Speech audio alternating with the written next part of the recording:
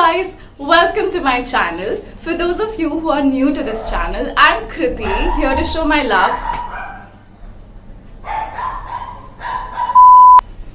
I don't usually start this video like this, but because I was so excited with this look when I first saw it on Nikkie's tutorial. Go follow her, guys. I think I'm borderline obsessed with her. Kid you not. Like, I watch her videos to sleep. I mean, yeah. So anyway, so I saw this makeup tutorial that she had done. That's the latest video that she's done, and I was so excited to try it on myself. There were a couple of complications on the way. Like, I don't have that kind of expensive palettes. I worked with Nikkie K9 eyeshadow palette. It's got 23 shades. It's $850. You can find it on Nykaa. It's mostly on discount, but I'm so unlucky in life that I actually bought it at $850, and the moment I bought it, the next day it was down by like 50% off. I mean, why God? Like, why? Coming back, so there are a couple of things that went wrong with this tutorial, but you know what, I'm actually happy with this end result, and for the fact that I was actually able to, you know, match up to Nikkie.